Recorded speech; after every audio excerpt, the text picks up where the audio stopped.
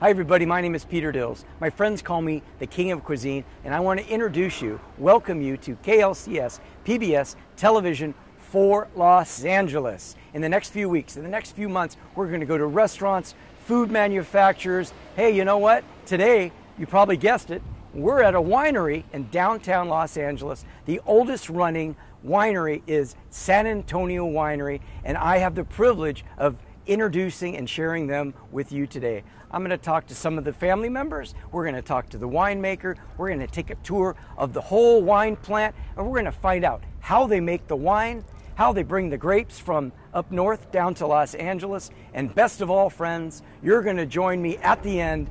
We're going to sip some vino. Long before the first vineyards were planted in Napa and Sonoma, rich farmlands were located throughout Los Angeles and the surrounding areas. Grapes were planted as early as 1833. With these new vineyards came the birth of the commercial grape growing in the state of California. We are here at the oldest and largest winemaking facility in Los Angeles, San Antonio Winery, named after the St. Anthony of Padua. In 1920, Congress passed the prohibition laws forbidding production of alcohol. Some way, the San Antonio Winery found their way around that. By the late 1930s, San Antonio Winery was gaining a reputation of being a top-quality wine producer. The grapes are grown in Burbank, Pasadena, and Sierra Madre. In the 1950s, San Antonio Winery expanded to include one of the first tasting rooms in the state. Fast forward to the 70s, the winery expanded to a newly remodeled tasting room and a restaurant that today continues to thrive, serving up to 400 guests a day. Since the winery was established in 1917, 4 generations of family members have continued the legacy. We'll meet with many of those family members in today's show. In order to create such great wines, you must have great vineyards. Locations include Napa Valley, Sonoma, Monterey, and Paso Robles. San Antonio Winery has invested in state-of-the-art winemaking in their modern wineries in Paso Robles and in Los Angeles. Some grapes, such as the Chardonnay, are harvested by machines. Grapes are kept cool by harvesting at night or early in the morning. Once this is complete, they're shipped to Paso Robles to be turned into juice. The juice is then shipped to Los Angeles to make the wine. Red grapes are all picked by hand and shipped to the winery in Paso Robles. Specialized machines take out the skin and the seeds. After fermentation, the red wine is sent to Los Angeles. The wine goes into 60-gallon oak barrels.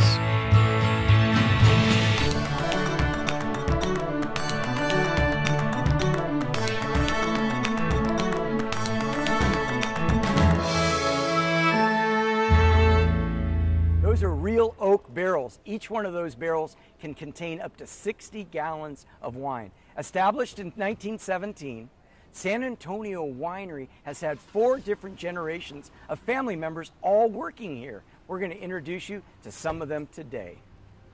Back in 1917, my great uncle Santo Cambianica, right here, had a dream of starting a winery here in Los Angeles. And at one point, there used to be over 100 bonded wineries in the LA area. And, you know, he decided to just go for it. You know, what you see today as San Antonio Winery was very, very different those many years ago. And we had a little corner location. We had a little, call it a local market. That's what we had. And the San Antonio Winery started in this small little building right here, which is actually where we're standing today. He needed help, you know, with every businessman, you know, will admit that he always needs someone to help him. And he asked for his nephew and my grandpa, Stefano Riboli. My story probably begins when I was about 5 years old. I just remember coming to work, or I shouldn't say coming to work, we lived upstairs. We had a nice little 2-bedroom apartment above the winery, and I loved coming here with my brother. And my parents worked extremely hard, and we were part of a real traditional Italian family. When I first came here from Italy, my uncle, he just started this little winery. And it was 3 garages. It was right here, and it looked like a boxcar. And that's how we started. We sold all kind of things, from chewing gum to snacks to whatever, but that's how we survived for so many years. We were lucky enough to have a great clientele, And we, obviously when other wineries went out of business during Prohibition, we were lucky enough to stay in business by selling altar wine to the sacramental wine, 2 churches. Even so, we were no longer allowed to sell other types of alcohol, but because we contracted with so many churches in the area, we survived Prohibition while every other winery in the area went out of business. We still have that ability and ambition to work and to keep excelling in this industry, which is very complicated now. In the next year or so, we will have been here 100 years on this land. It's unusual to have any business last that long, and especially to be part of LA for all those years. You know, my grandpa's a big component of always talking about this generation about community, you know, and how important community is to our growth. No matter how large we get, we always know where home is, and home is here. And the community is there to embrace us, and we're there to embrace the community. Dad came when he was 16 and worked for the remaining Uncle Santo. 2-man operation, very simple business. When I come here, the first thing he told me, don't do like the rest of the people that come to California. Because in California, everybody want to come in California because you don't have to work here. When you're here, you might have to work 5 days a week for sure to take care of yourself. You might have to work 6 or maybe 7 days. That was the thing that he told me the next day that I was here. So to me, I end up with 7 days. I end up. They farmed in Chino. It's about 40 miles east of Los Angeles, and Dad met Mother. She was a farm girl, but a week after they married, she came, and together they've worked together, I mean, literally 70 years worth of their lifetime. And they've been very, I mean, just great companions together. You know, one would say one thing and the other said, why not? And that's how life was, and they've done very, very well together. During the, I'd say, 60s, Mom had this vision of providing food for our employees. So in 1972, we developed sandwiches, a little sandwich counter, where our gift shop is now. That time, we had a cold box. It was a Hussman. We sold mortadella sandwiches and salami sandwiches to our employees. So that way they had a place to eat, and they didn't have to bring their lunch boxes anymore. And we could see that we needed to grow, so we expanded the restaurant in 1976. We expanded again in 1985. Some days, there are as many as 400 to 500 people for lunch. In 1963, we were actually under eminent domain here. We were the last of wineries at that time. And the city, the reason there's so much of this land now is absent of any residential homes in these 100 acres here. We're on 20 acres. There's another 80. This used to be all residential homes, mainly homes of Italian community and the Hispanic community, Latin community. And in those years, from 1960 to 63, the city of LA pretty much acquired most of this land for the good of the public, and the public then was the railroad. Okay. And we were pretty much scheduled to go, to be sold, and that was kind of it as far as having a winery in Los Angeles. But in those years, those early years, the Cultural Historic Board started up in Los Angeles, and they kind of earmarked us and others as types of businesses and experiences which should remain in the city. And the city left us alone. It was kind of a godsend. And from that point forward, we really excelled. So what you see today, the restaurant, the way the look, the expansion of the winery, all our vineyards in the north, our new wineries in Paso Robles, all that has been kind of a culmination of those years, but it kind of started in 1963 because we felt, well, if you have a home, you could do whatever you wish and move forward.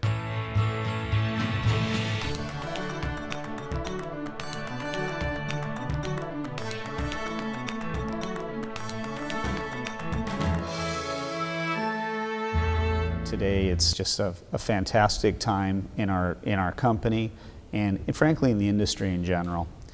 We're catering to a wide, diversified group of customers. Our wine platforms are quite diverse as well. We take tremendous pride in our varietal categories under 7 different brands that we control and own and produce. So we're a very unique family in that we have close to 700 acres of vineyards. These vineyards are planted in the, we consider some of the most pristine agricultural areas in California, in Paso Robles, in the town of Templeton, in Monterey, in the Arroyo Seco of Monterey, as well as Santa Lucia in the Highlands, and a beautiful little boutique vineyard that we have in Rutherford in the Napa Valley. All of this land really gives San Antonio Winery and the Riboli family wines its signature. Many award winners have come out of this company in its history. The family produces in California about 75 to 80% of our business is Big Reds, and it's what we're known for. We've always been known for Big Red wines, and it's the future that we see in our continuation. Unique style reds, whether they'd be single wines, Cabernet Sauvignons, Pinot Noirs, Petit Syrahs, but also in very unique red blends. We're proud of the wines, we're proud of where we're going, and it just comes with good, strong marketing, a lot of luck, and frankly, putting the right product in the bottle. We all start working at a very young age. And with that, we even started working at the lowest level jobs. I don't mean lowest in terms of like quality, but all the starting level jobs are where we started. We worked in the tasting room, we've worked on the bottling line, we've worked in the warehouse, we've worked outside in the sales field, we've cleaned the toilets, and we've done pretty much every single role that you can do here, because that's really what's important to the family, is understanding the company from a top-down role. But for the most part, it's actually really comfortable. And I think that's the most important word to use when talking about having a family business, is the comfort factor there, because you have that security and you always have that support behind you. And we really get that family aspect working here with the company. I always like to say that the winery is not a company, the winery is our family.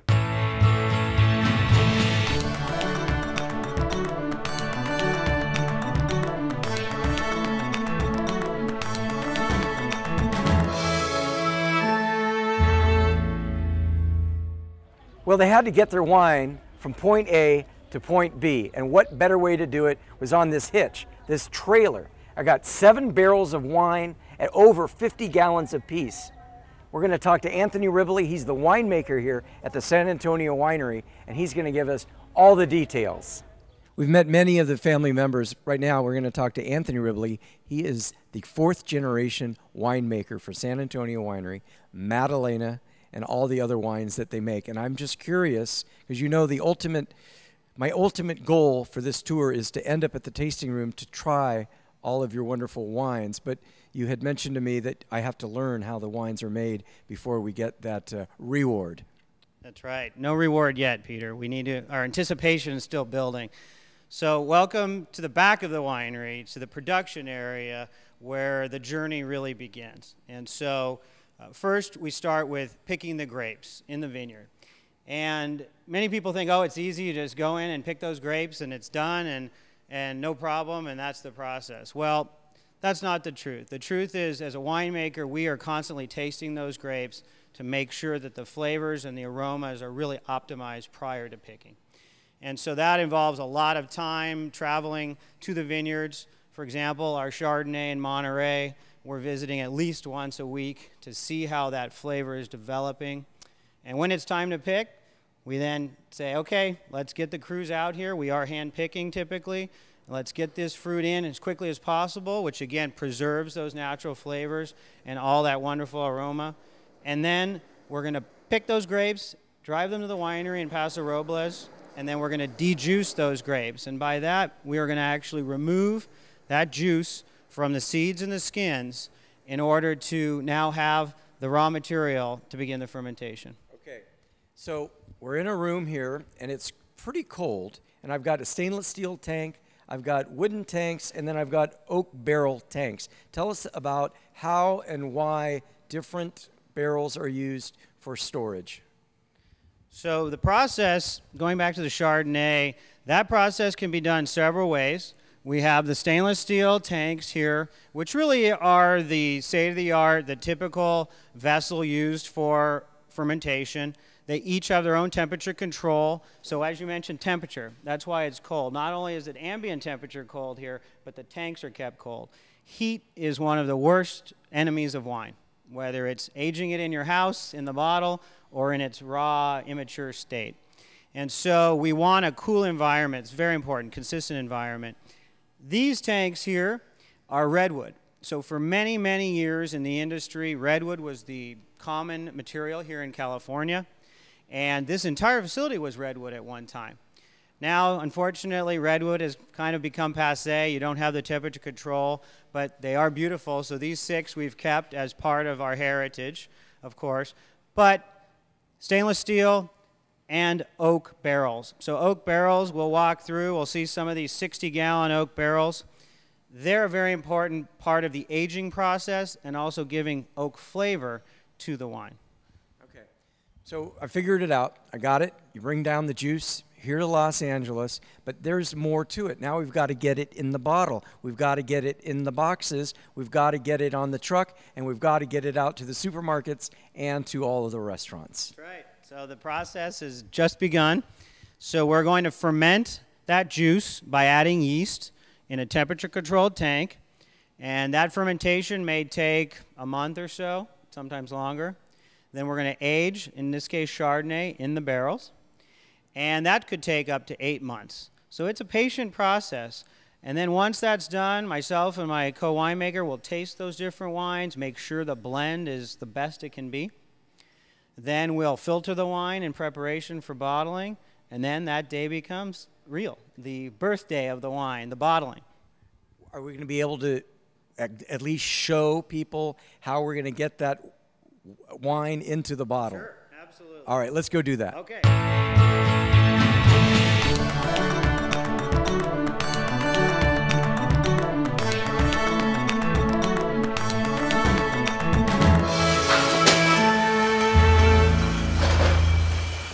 Okay, Peter, so here we are. We're on the bottling line. We're seeing the wine filling into the bottles. They're being labeled here on the line, coming down, inspected to make sure that label looks great. They've been corked. They look fantastic. We got the guys putting them into the boxes, getting them on the pallets ready to go so that they can ship right to your favorite restaurant for immediate consumption. What a journey. It's making me thirsty. You think that barrels have been around for a long time? How about boxes? Just think about how many boxes go through the winery here every single day.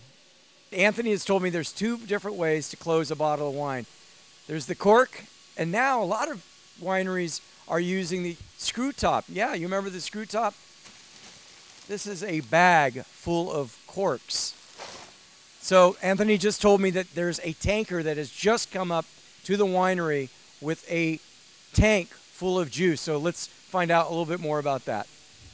So Peter, you asked me how do we get this juice from the winery in Paso Robles to our winery here in downtown Los Angeles. So we just happen to have a tanker truck right here today, and these are sanitary tankers. You may have seen many of them on the highway and thought they were milk. I did. I thought it was milk. Guess what? A lot of them have juice in them. So these are insulated, refrigerated tankers that preserve the cold temperature again to preserve that freshness and the aromas of that juice as it makes its way down from Paso Robles here to Los Angeles, and we begin the fermentation process. Anthony, how many gallons are in one of these tanks? Typically, each one's about 2,500 gallons. So that's around 1,000 cases of wine in each compartment. 1,000 cases, 12,000 bottles of wine. There you go. All right, union rules have prohibited me from actually jumping up on the forklift, but I'll tell you how the process works. We've seen how the wine is made. We've seen it being put into the bottles, in the boxes. Then it goes on to a pallet. Then the forklift is going to pick it up, put it in the truck, and the truck heads out to your favorite restaurant or supermarket. It's really as simple as that. So Peter, now as we've seen the juice come into the winery, we've seen the bottling process, and here's our truck loaded up, ready to go with bottled cases to your favorite local restaurant for everyone to enjoy. So thanks. Hi everybody, it's Peter Dills, and you're watching my show Dining with Dills right here on KLCS PBS for Los Angeles. I really hope you're enjoying the show. I got a question for you. Are you hungry yet? Well, that's the idea of this program. We've got a lot of other programs right here on KLCS, and we all have one thing in common. We want to bring you quality programming, but we need your help. We need your donation, your contribution to KLCS. It's easy, and you know what? It's all helpful. whatever you can spare, $10, $25, $30, $50, please go to our website, klcs.org, and make your contribution today. There are many tasting rooms here in California, Peter, as you know, and we're very fortunate to be one of the oldest. And we're unique in that we're here in Los Angeles, downtown Los Angeles. And we want people to have a really comfortable, fun experience. That's what wine's all about. Wine is about friends, cheers, and the fun of family and friends all together. And so I like to teach people, first thing, you want to smell the wine, really get your nose in there. And this wine is our San Simeon Viognier. You get a lot of really great pineapple, kind of tropical characters, a little bit of apricot. Then you go for a first sip. Just a little sip. Get a little lychee, some more of that apricot character. And so we want people to feel comfortable. That's the key. Too many tasting rooms, they intimidate. They make people feel insignificant. They don't feel knowledgeable. Wine is very complicated. No one knows all the answers, not even me, not even sommeliers. But we all want to share our passion. And that's what we want to do here. As a family business, share our passion and have people enjoy wine. We'll leave the complication to you. Thank you. Cheers again. Chin chin. One of the important things in wine tasting, of course, is safety. So we want people to be safe and not drink and drive. And so one of the most important things is this is what we call a spit bucket. And you can spit in it if you just want to taste. Or if you don't want to finish your glass, you're more than welcome to go right ahead and pour it in. Even if the wine is fantastic, we want everyone to be safe out there on the streets. We're going to try a red blend from Paso Robles. This is under our opaque label. And it's called the Darkness. And so it's a big dark red wine. And one of the most important things is blending as a winemaker. It's truly part of the art. So winemaking is science and art. But blending is truly the art. And experience teaches you how to be a better blender and a better winemaker. So this wine actually is a blend of Zinfandel, Cabernet, Syrah, Grenache, Petit Syrah, and Petit Verdot. So you have a whole different mix of grapes, and they all contribute different flavors that ultimately create the most complex wine. So go ahead and take a sip. And what I love about this wine is it's really soft. It doesn't have the hard tannin. So people always ask me, what's tannin? So tannin's kind of that grip on your tongue, almost like a sandpaper. And tannins are natural. They occur in the skins of and the seeds of the grapes. But we've tried to use techniques in the winery that really create a soft palate, so the tannins are really soft. And that's what people love, especially about this wine. It's so approachable, easy to drink. It can go with many different foods. And red wines are very popular today. One of the main reasons is the health benefits. You know, we're always hearing about red wine and health. And whenever people come to visit us, typically my grandparents are here. They come in almost every day. They're in their 90s. And people ask, well, why are they so strong and in such great shape? And one reason, hard work. The other reason is the red wine. Chin chin. Well, that's a wrap. Our first show, Dining with Dills, right here on PBS Television Los Angeles, KLCS. If you want to support the show, by all means, we'd really appreciate it. Go to our website, klcs.org. Hey everybody, it's Peter Dills, and you're watching Dining with Dills right here on PBS Television for Los Angeles, KLCS. This is our television version.